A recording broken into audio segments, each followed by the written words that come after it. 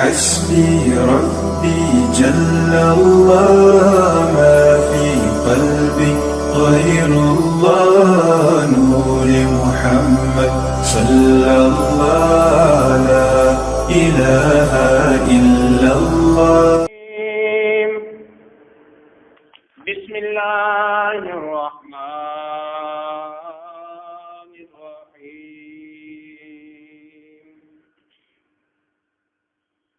ومن أحسن دينا ممن أسلم وجهه لله وهو محسن واتبع ملة إبراهيم حنيفا واتخذ الله إبراهيم خليلا ولله ما في السماوات وما في الأرض وكان الله بكل شيء محيطا. صدق الله العلي العظيم وصدق رسوله النبي الكريم.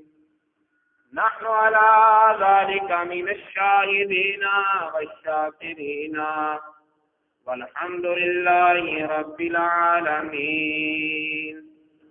قال الله تبارك وتعالى في القرآن المجيد والفرقان الحميد في شان حبيب الرحمن الرحيم. إن الله وملائكته يصلون على النبي يا أيها الذين آمنوا صلوا عليه وسلموا تسليما. الصلاة والسلام عليك يا سيدي يا رسول الله وعلى آلك وصحابك يا حبيب الله. الصلاة والسلام عليك يا سيدي يا رسول الله وعلى آلك وصحابك يا رحمة للعالمين. اللهم صل وسلم وبارك على سيدنا ومولانا محمد كريم الآباء والأمهات وعلى آله وعترته وأزواجه أمهات المؤمنين وعلى جميع أصحابه وأولياء أمته وعلماء ملته وأمته أجمعين عدد كرمك يا كريم يا كريم يا كريم يا كريم.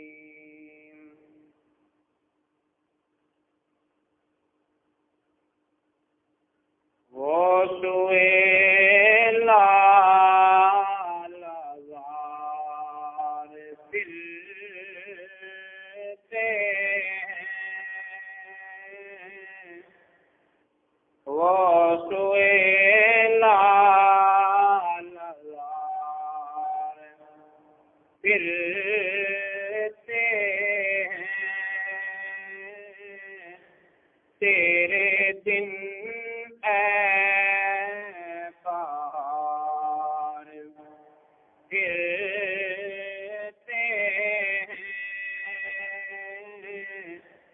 تیرے دن اے بہار پھرتے ہیں. اس گلی کا گدا ہوں میں جس میں اس گلی کا گدا ہوں میں جس میں مانگتے تاجدار پھرتے مانگتے تاجدار پھرتے وہ سوئے لا لا لا پھرتے ہیں تیرے دن اے بہار پھرتے ہیں۔ اللہ تعالیٰ کی حمد و ثنا کے بعد اللہ تعالیٰ کے پیارے حبیب خدا تاجدار فتوحا قبلہ کونین سرکار دو عالم نور مجسم حبیب کبریا احمد مجتبی محمد مصطفیٰ صلی اللہ تعالی علیہ وآلہ وسلم کی پاک بارگاہ بے کس پناہ میں ہدیہ درود و سلام پیش کرنے کے بعد حاضرین محترم، ماہ ذیقعد شریف کا سیکنڈ لاسٹ جمعۃ المبارک حج کے ایام اور حضرت ابراہیم خلیل اللہ علیہ السلام کی یادگار یہ دن گزر رہے۔ اسی مناسبت سے قرآن پاک کا 5واں پارہ سورہ نساء کی 125 نمبر آیت تلاوت کرنے کا شرف حاصل کیا۔ اللہ رب العزت ارشاد فرماتا ہے وَمَنْ أَحْسَنُ دِينًا مِّمَّنْ أَسْلَمَ وَجْهَهُ لِلَّهِ، جس شخص نے اپنی جبین نیاز کو اللہ کی بارگاہ میں جھکا دیا، وَهُوَ مُحْسِنٌ، اور وہ احسان کرنے والا بھی ہے، وَاتَّبَعَ مِلَّةَ إِبْرَاهِيمَ حَنِيفًا، اور وہ ابراہیمی ملت ابراہیمی کی اتباع بھی کرتا ہے۔ تین چیزیں ہیں: اپنی جبین نیاز کو خالق کائنات کی بارگاہ میں جھکانے والا، احسان کرنے والا محسن، اور تیسری صفت یہ ہے کہ ملت ابراہیمی کی اتباع کرنے والا۔ جس شخص میں یہ تین اوصاف جمع ہو جائیں، اللہ تعالیٰ فرماتا ہے اس سے بہتر دین والا اور کون ہو سکتا ہے؟ جس شخص میں یہ تین خوبیاں جمع ہو جائیں، اس سے بڑھ کر اور دین والا کون ہو سکتا ہے؟ اس آیت کریمہ کی تفسیر کرتے ہوئے حضرت امام فخر الدین رازی رحمۃ اللہ علیہ فرماتے ہیں اعلم انہ تعالی لما شرط حصول النجات والفوز بالجنت بکون الانسان مومنا شرح الایمان وبین فضلہ من وجہین۔ اللہ رب العزت نے جب یہ بات واضح فرما دی کہ نجات، جہنم سے نجات اور جنت کی کامیابی تب حاصل ہو سکتی ہے جب بندہ مومن ہو۔ جنت پانے کے لیے، دوزخ سے بچنے کے لیے ایمان کی شرط لگائی، اور اب ایمان کی تشریح کرتے ہوئے دو پہلو ذکر کیے۔ انہ الدین المشتمل علی اظہار کمال العبودیۃ والخضوع والانقیاد للہ تعالی، سچا دین وہ ہوگا جس دین میں عبدیت کو کمال ملے گا، اپنی منمانی نہ ہو بلکہ اپنی طرف سے عبدیت ہو، بندگی ہو، عاجزی ہو، انکساری ہو، خضوع ہو اور اللہ رب العزت کے احکام کی تابعداری۔ ایک والثانی وهو انہ الدین الذی کان علیہ ابراہیم علیہ الصلاۃ والسلام، اور سچا دین وہ ہوگا جس دین کی تعلیمات ملت ابراہیمی کے مطابق ہو۔ گویا کہ حضرت ابراہیم علیہ السلام کی اتباع کو، ابراہیم علیہ السلام کی تعلیمات کو کسی بھی مذہب اور دین کی سچائی کا معیار اور بنیاد، اساس کے طور پر پیش کیا جا رہا ہے۔ پوری دنیا میں بہت سارے مذاہب ہیں اور لوگ الجھے ہوئے ہیں کہ کون سا مذہب ٹھیک ہے کون سا غلط ہے. ہر مذہب والا یہودی ہے تو یہودیت کی باتیں کرتا ہے، عیسائی ہے تو عیسائیت کی باتیں کرتا ہے، مسلمان ہے تو اسلام کی باتیں کرتا ہے. لیکن آج تک کسی مذہب نے، کسی مذہبی رہنما نے اپنے مذہب سے ہٹ کر ایسا جنرل قاعدہ اور قانون پیش نہیں کیا جس میں وہ چیلنج کر کے کہتا ہو کہ یہ قاعدہ ہے، اس قاعدے میں سارے مذاہب کو تولو اور پھر میرے مذہب کو بھی تولو پھر فیصلہ کرنا. ایسی جرت کوئی مذہب نہیں کرتا. اگر کرتا ہے تو وہ اسلام ہے، کیونکہ اسلام ہی ہمہ پہلو جامع مذہب ہے.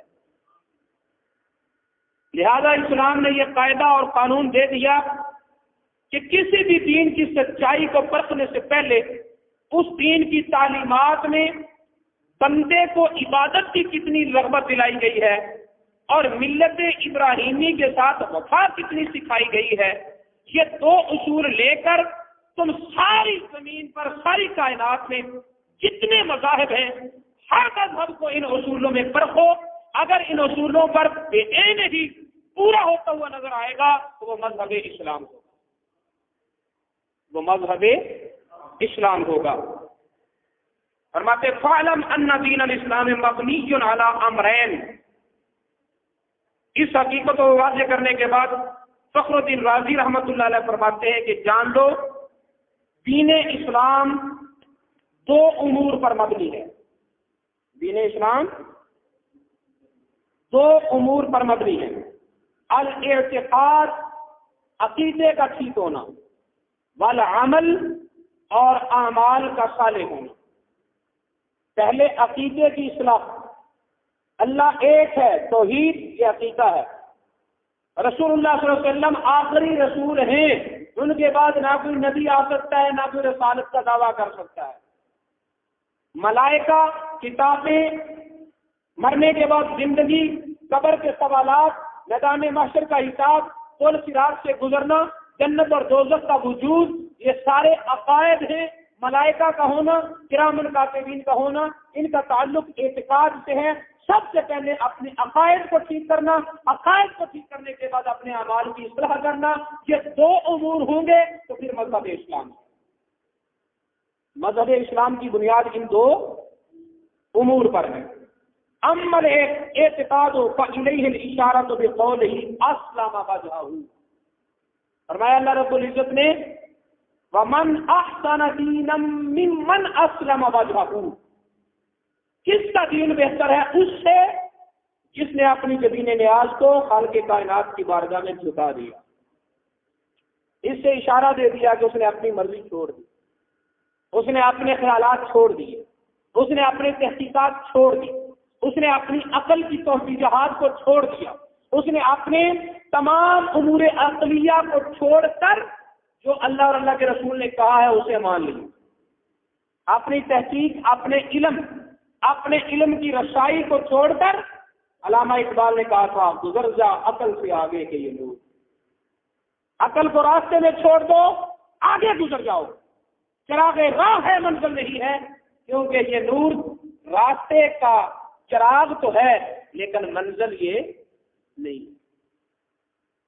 تو فرمایا اسلم وجہہ کہہ کر اعتقاد کی طرف اشارہ کر دیا، اس لیے کہ اسلام هو الانقیاد والخضوع.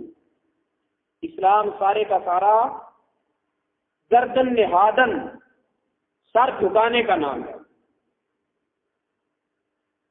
اور اللہ رب العزت نے یہاں وجہ کا لفظ استعمال کیا. وجہ من اسلم وجہہ، وجہ کا ذکر کیا. کہتے ہیں الوجہ احسن الاعضاء. انسان کے بدن کے جتنے اعضاء ہیں سب سے زیادہ خوبصورت چہرہ ہے، سب سے زیادہ خوبصورت چہرہ ہے.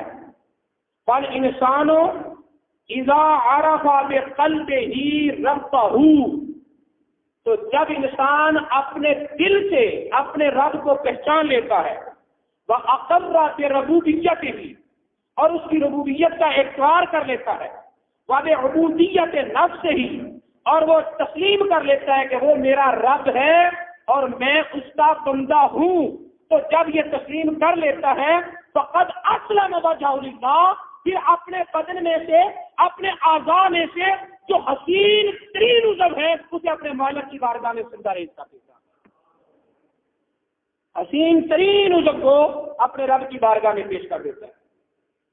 وَأَمَّا الْعَمَلُ فَإِلَيْهِ الْإِشَارَةُ بِقَوْلِهِ وَهُوَ مُحْسِنٌ، اعتقاد ٹھیک ہو اور پھر اللہ تعالیٰ نے فرمایا اعمال صالح ہو، وَهُوَ مُحْسِنٌ میں اشارہ ہے کہ اس کے اعمال بھی ٹھیک ہوں۔ آج کچھ لوگ عقائد کی تبلیغ کرتے ہیں اور اعمال کو سر پہ نظر کر دیتے ہیں، اور کچھ وہ لوگ ہیں جو نماز، روزہ، حج، زکات اعمال کی طرف، اعمال کا بہت بھنڈورا پیستے ہیں لیکن وہ عقائد کی طرف توجہ نہیں دیتے۔ سن لو قرآن پاک کی آیت 5واں پارہ سورہ نساء کی 125 نمبر آیت، اللہ تعالیٰ فرماتا ہے دین اس کا اچھا ہے جس کے عقائد بھی ٹھیک ہوں گے، جس کے اعمال بھی صالح ہوں گے۔ نہ عقائد کے بغیر چارہ ہے، نہ اعمال کو چھوڑ کر چارہ ہے۔ عقائد بھی ہوں، اعمال بھی ہوں، پھر بھی نبی اللہ رب العزت فرماتا ہے پھر بھی سن لو ابھی ایک شرط اور باقی ہے، فرمایا وہ کون سی؟ تتبع ملت ابراہیم حنیفا، ملت ابراہیمی کی اتباع بھی ضروری ہے۔ ملت ابراہیمی کی، بولو سارے، ملت ابراہیمی کی اتباع بھی ضروری ہے۔ تو قرآن پاک کا یہ اعجاز کہ سارا قرآن نہ پڑھو، صرف یہ ایک آیت اتنے الفاظ بنتے ہیں، من اسلم وجهه للہ وهو محسن واتبع ملت ابراہیم حنیفا، 3 جملوں میں اللہ رب العزت نے پورے اسلام کا خلاصہ اس آیت میں بیان کیا۔ اسے کہتے ہیں قرآن کا معجزہ۔ ایسا کوئی کلام گھڑ کے دکھائے، ایسا کوئی کلام بنا کے دکھائے کہ ایک جملہ، ایک آیت میں اللہ رب العزت نے کسی بھی مذہب کی سچائی کا معیار بھی دے دیا اور اسلام کی خصوصیتوں کا بھی بیان کر دیا۔ نہ عقائد کے بغیر چارہ، نہ اعمال کے بغیر چارہ، اور نہ ہی ملت ابراہیم سے کنارہ کر کے چارہ۔ حضرت آدم علیہ السلام سے لے کر حضرت عیسیٰ علیہ السلام تک، اور پھر نبی پاک صلی اللہ علیہ وسلم کی ذات والا صفات تک 1,24,000، ایک روایت میں 2 لاکھ، ایک روایت میں 1,40,000 کم و بیش انبیاء کرام تشریف لائے۔ ہر نبی نے مذہب اسلام کی تعلیمات دی۔ موسیٰ علیہ السلام کے ماننے والے ایک مذہب پر ہیں، عیسیٰ علیہ السلام کے ماننے والے ایک مذہب پر ہیں، شعیب علیہ السلام، داؤد علیہ السلام، سلیمان علیہ السلام، شریعتیں اگرچہ ایک ہی ہوں لیکن ہر نبی کے ماننے والے ایک مذہب رکھتے ہیں، لیکن کسی نبی کو دوسرے بعد میں آنے والے مذاہب کے لیے بطور معیار نہیں بنایا گیا۔ اگر کسی نبی کو بطور معیار بنایا گیا ہے تو وہ حضرت ابراہیم خلیل اللہ، وہ حضرت ابراہیم خلیل اللہ ہیں، جن کو معیار بنایا گیا کسی مذہب کی سچائی کا، اور جن کی نسبت پر فخر کرتے تھے یہودی بھی، عیسائی بھی اور اسلام بھی، جن کی نسبت پر، جن کی ابوت پر، اور جن کے ساتھ، جن کے متبعین ہونے پر سارے مذاہب والے بیک زبان فخر کرتے ہیں، وہ حضرت ابراہیم خلیل اللہ۔ کملی والے محبوب صلی اللہ علیہ وسلم کو اللہ تعالیٰ نے اپنا محبوب بنایا، لیکن پھر بھی اپنے آپ کے دین کو وَاتَّبِعْ مِلَّتَ ابراہیم حنیفا کہا کہ محبوب آپ بھی ملت حنیفیہ پر چلے، ملت ابراہیمی کو اپنا مقتدا بنائیں۔ یہ علیحدہ بات ہے کہ معراج کی رات وہی ملت ابراہیمی کا مقتدائے اعظم اور جد الانبیاء حضرت ابراہیم خلیل اپنی ساری عظمتوں کے باوجود کملی والے محبوب کے مقتدیوں میں کھڑا ہے۔ یہ شرف کیوں کر ملا؟ امام فخر الدین رازی نے اس پوائنٹ کو بھی آؤٹ کیا، یہ سوال بھی اٹھایا کہ حضرت ابراہیم علیہ السلام کو اتنا بڑا مقام کہ بعد والے جتنے نبی آئے وہ اتباع ابراہیم میں آئے، وہ ملت ابراہیمیہ کے اتباع میں آئے، اتنا بڑا شرف کیسے ملا؟ چنانچہ قرآن پاک میں ہے وَإِذَا ابْتَلَىٰ إِبْرَاهِيمَ رَبَّهُ وَإِذَا ابْتَلَىٰ إِبْرَاهِيمَ رَبُّهُ، ابراہیم علیہ السلام کو اس کے رب نے آزمایا۔ اس لفظ پہ غور کرنا، یا اللہ ہمیں آزمائش سے بچا، یہ دعائیں ہیں۔ تھوڑی سی تنگی تکلیف آ جائے نہیں برداشت، کلمہ پڑھا ہے لیکن اس کی تقدیر پر شکوے ہیں، رضامندی نہیں ہے، اس کی ربوبیت کو تسلیم کرتے ہیں لیکن چاہتے یہ ہیں کہ بندے تو ہم ہیں، ہم اس کی مانے یا نہ مانے وہ خدا ہماری ہر بات مانتا ہے، وہ خدا ہماری غور نہیں کرتے۔ چھوٹا سا افسر ہے ایس ایچ او، اس سے بڑا افسر ہے آئی جی، ڈی آئی جی، تو ڈی آئی جی کی بات ماننا ایس ایچ او پر لازم ہے، ایس ایچ او کی بات ماننا ڈی آئی جی پر لازم، مان لے اس کی مہربانی، نہ مانے کوئی، ایسے ہی ہے۔ بطور مثال بات کر رہا ہوں، ایک عام پولیس کا ملازم ہے، پابند ہے کہ اپنے افسر کی بات مانے، لیکن افسر اس کی بات ماننے کا پابند، مان لے اس کی مہربانی، نہ مانے۔ اتنا فرق تو ہمارے اپنے اندر موجود ہے، حالانکہ وہ بھی انسان ہے، یہ بھی انسان ہے۔ اتنا فرق تو یہ افسر اور ملازم میں اتنا فرق ہے، صرف اسے بطور مثال ذہن میں رکھ کر اندازہ کریں کہ رب اور بندے میں کتنا فرق ہوگا۔ بندے پر لازم ہے کہ وہ رب کی ہر بات مانے، ہم مانتے نہیں ہیں۔ مسجد کی اذان کی آواز آتی ہے، کانوں پر سوئی چیونٹی نہیں رینگتی، ذرہ بھر طبیعت میں فرق نہیں پڑتا، اس کے احکام دن رات توڑتے رہے، کبھی دل میں خاص پیدا نہیں ہوتا، اور جب کبھی کسی وقت دعا کے لیے ہاتھ اٹھا دیں اور وہ ماننے میں تاخیر کر دے تو پھر بندے کو کہتے ہیں ہماری تو رب سنتا ہی نہیں۔ تو نے رب کی سنی؟ کبھی اپنے ضمیر میں جھانکا ہے؟ سارا دن، ساری زندگی، دن اور رات، لمحہ بہ لمحہ اس کی نعمتوں پر پلنے والے، تو دن رات اس کے احکام کی نافرمانیاں کرے، تو دن رات اس کی حکم عدولیاں کرے، پھر بھی وہ اپنا پانی بند نہیں کرتا، ہواؤں کو روک نہیں لیتا، سورج کو موڑ نہیں لیتا، چاند اور رات کو اپنی نعمتوں کو دستور تم پہ قائم رکھتا ہے۔ اگر ہوا بند ہو جائے تیری زندگی ختم ہو جائے، پانی زمین پانی میں دینا ختم کر دے تیری زندگی مشکل ہو جائے، تیرے لیے یہ نعمتیں، یہ چاند روشنی، سورج کی روشنی غائب ہو جائے، بیماریاں پیدا ہو جائیں، چاند نہ چڑھے تجھے پتہ چل جائے کہ پھل کیسے بنتے ہیں، سمندر کی روانیت تجھے تباہ کر دے اگر یہ چاند اپنا کام چھوڑ دے، ارے پوری کائنات اس نے تیری خدمت پہ لگا رکھی ہے، پھر بھی تو اس کی نافرمانیاں کرتا ہے، پھر بھی تو اس کی نافرمانیاں کرنے کے باوجود وہ اپنی نعمتوں کے دروازے بند نہیں کرتا۔ اور کبھی تو نے سوچا ہی نہیں بندے کب غفلت کے پٹیاں تیرے آنکھوں سے اتریں گی، کب تو اپنے رب کی طرف متوجہ ہوگا؟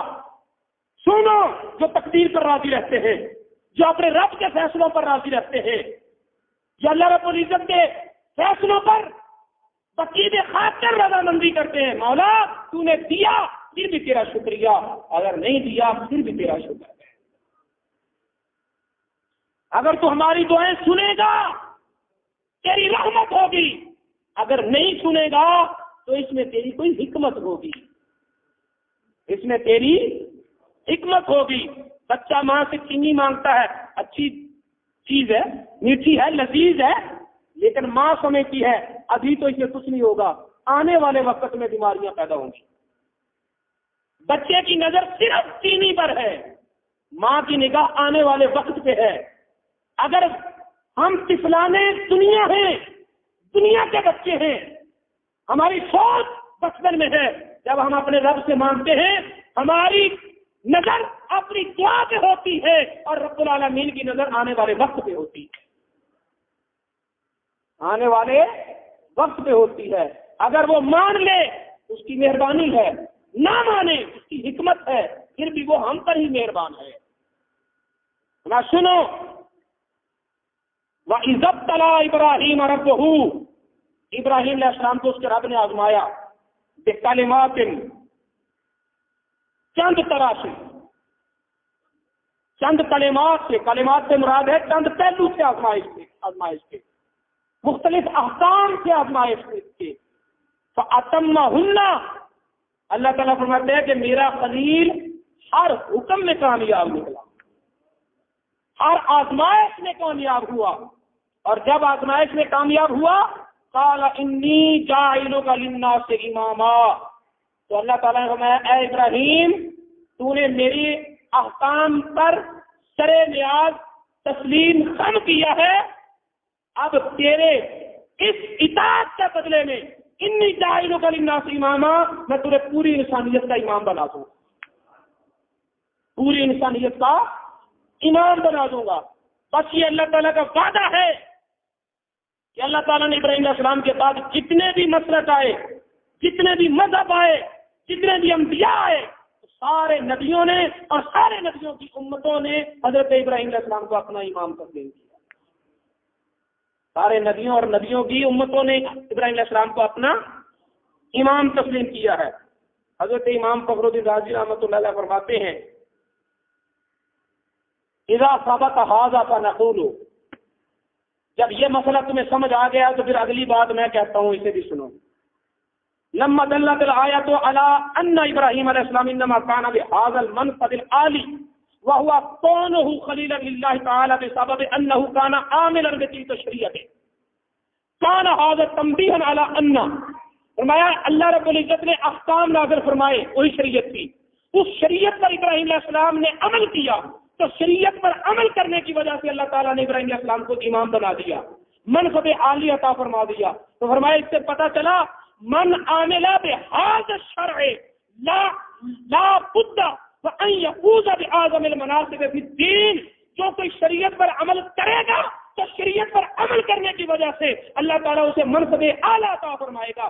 شریعت کی خدمت کرنے کی وجہ سے کوئی داتا علی حجویری بنے گا، کوئی خواجہ اجمیری بنے گا، کوئی سلطان العارفین بنے گا، کوئی خواجہ نظام الدین محبوب الہی بنے گا، کوئی فرید الدین گنج شکر بنے گا. یہ شریعت کی خدمت کی وجہ ہوگی. جو شریعت کے منہ موڑ لے وہ کچھ بھی نہیں ہو سکتا، کچھ بھی نہیں ہو سکتا، کچھ بھی نہیں ہو سکتا. آج ہم نے ولایت کا معیار اللہ کی نافرمانی کو بنا دیا. جو جتنا بڑا نافرمان وہ اتنا بڑا ولی، جو جتنا بڑا نافرمان، بولو نا جتنا بڑا نافرمان اتنا بڑا ولی. یہ معیار کہاں سے آ گیا؟ سنو، مرتبے ملتے ہیں، مقاصد ملتے ہیں، منازل ملتے ہیں، معارج ملتے ہیں، مدارج ملتے ہیں، تو شریعت مصطفیٰ کی خدمت کرنے سے جنہوں نے مرتبہ ولایت حاصل کیا وہ کہتے ہیں خلاف پیمبر کسے راہ گزید تو ہرگز کا منزل نہ خواہد رسی. جس نے نبی کا راستہ چھوڑا ہے کبھی اللہ کی بارگاہ میں قرب کے مقام پر نہیں پہنچ سکتا. مقام مصطفیٰ، مقام قرب تک وہ کبھی نہیں پہنچ سکتا. فرمایا جب حضرت ابراہیم علیہ السلام نے اللہ رب العزت کے احکام پر عمل کیا تو پھر اللہ تعالیٰ نے کسی آیت میں فرمایا وَاتَّخَذَ اللَّهُ إِبْرَاهِيمَ خَلِيلًا، اللہ نے ابراہیم کو اپنا خلیل بنا لیا. ابراہیم علیہ السلام کو اپنا خلیل بنا لیا. یہ ٹائٹل کب ملا؟ خلیل کا لقب کب ملا؟ امام فخر الدین رازی نے 3 روایتیں پیش کرنے کے بعد ایک اپنا قول پیش کیا ہے. میں صرف ایک روایت بیان کرنے کے بعد اپنی گفتگو کو پورا کرتا ہوں. فرماتے ہیں وَالثَّانِي قال شہر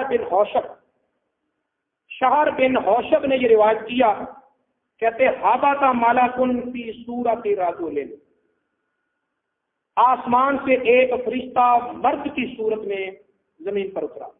ابراہیم علیہ السلام اپنی بکریاں چرا رہے ہیں، وہ پہاڑ کی ایک چٹان پر بیٹھ گیا، وَذَكَرَ اسْمَ اللَّهِ بِصَوْتٍ رَخِيمٍ شَجِيٍّ، بڑی مترنم، غمگین اور ٹوٹے ہوئے دل سے جیسے صدا نکلتی ہے، حزین آواز میں اس نے اللہ کا ذکر کیا، اللہ کا،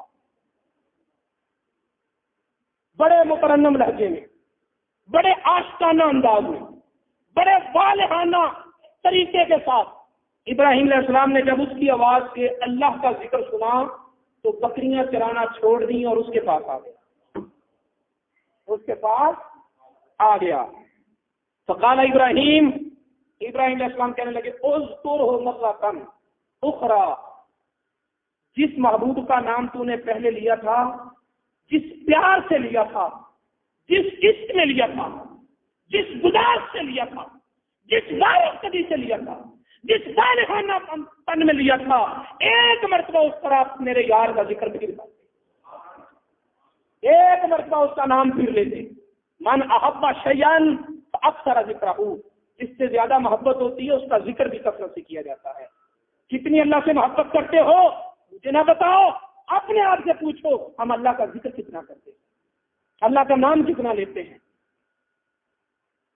فرماتے ہیں وہ فرشتہ کہنے لگا لا اذکرہ مجانا، میں مفت تو نہیں کرتا، پہلے تو اپنی مرضی سے کیا تھا نا، اب تیرے کہنے پر کرنا ہے، میں نہیں نام لیتا، نہیں ذکر کرتا۔ حضرت ابراہیم علیہ السلام نے فرمایا لکا مالی کلہ، ایک مرتبہ میرے یار کا نام لے، میرے کتنے مال ہیں، مویشی ہیں، خزانے ہیں، روپیہ پیسہ جو کچھ میرے پاس ہے سب لے گئے۔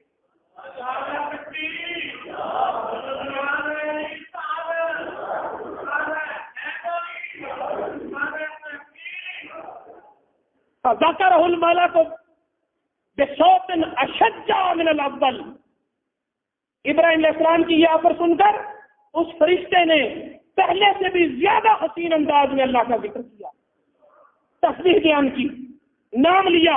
حضرت ابراہیم علیہ السلام کو اللہ کا نام سن کر بچ ہو گیا، طبیعت بہل گئی، کہنے لگے مرتن ثالثہ، ایک مرتبہ اور کہنے لگے سارا مال تو دے دیا، اب کیا دو گے؟